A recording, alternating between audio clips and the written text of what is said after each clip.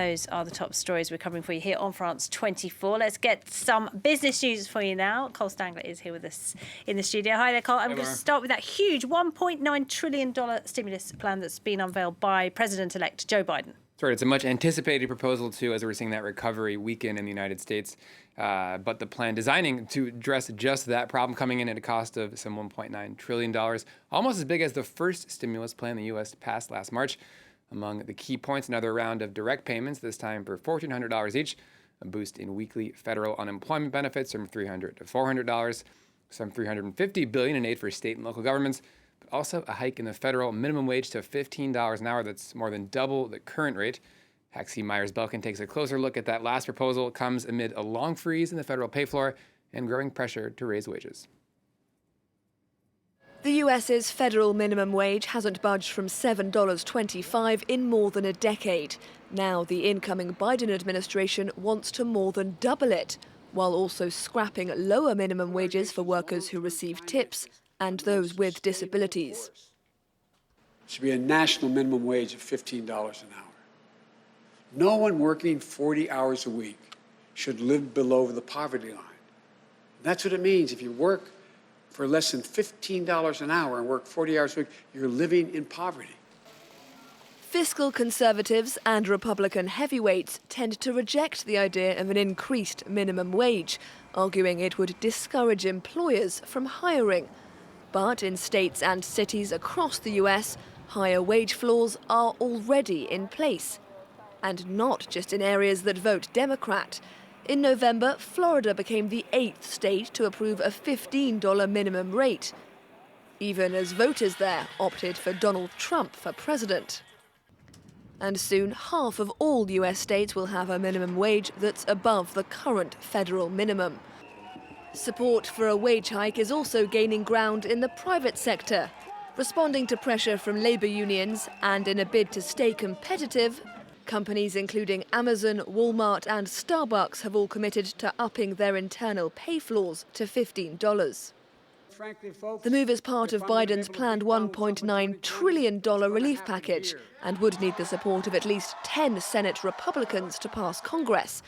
Unless, that is, it goes through what's known as the budget reconciliation process, where the Democrats' simple Senate majority would suffice.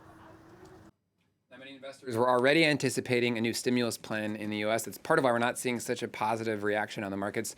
Another factor is the political opposition that Biden's plan could face, with Democrats set to work under a razor-thin majority in the Senate.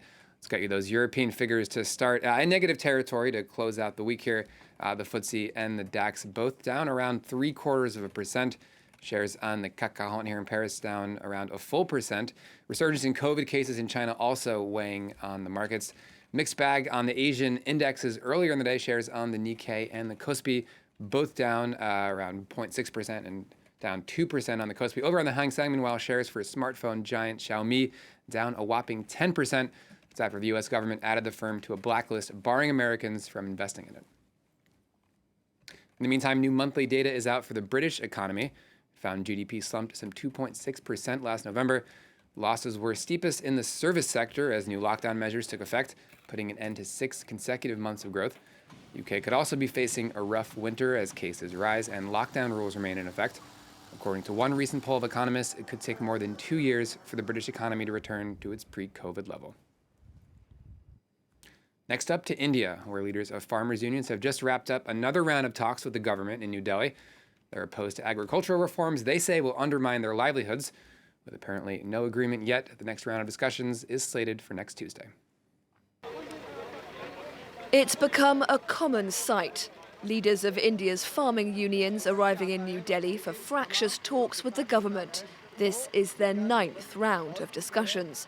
Farmers in India are furious at a series of new agriculture laws they say put their livelihoods at stake.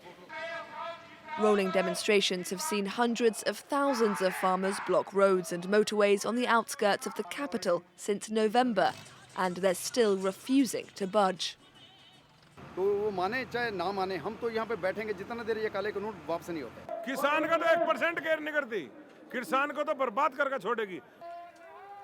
Taken together, the 3 reforms at the heart of the dispute would relax the rules around the sale, pricing and storage of produce, Currently, most Indian farmers sell the majority of what they produce at government-controlled wholesale markets, but the change would see farmers selling their goods directly to private entities, including supermarkets and agricultural businesses.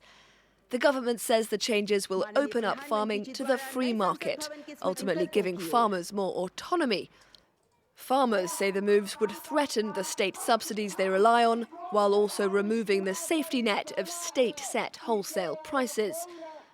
Earlier this week, India's top court put the three contentious laws on hold, while instructing an independent committee to broker a deal between the two sides. But farming unions insist they won't leave the streets for anything less than a full U-turn from the government.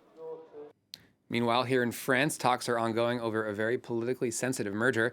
Canadian firm Couche-Tard is aiming to acquire French supermarket giant Carrefour, with discussions reportedly continuing Friday in Paris. That's despite opposition from French Finance Minister Bruno Maire, who's criticized the proposed $20 billion takeover of the French chain.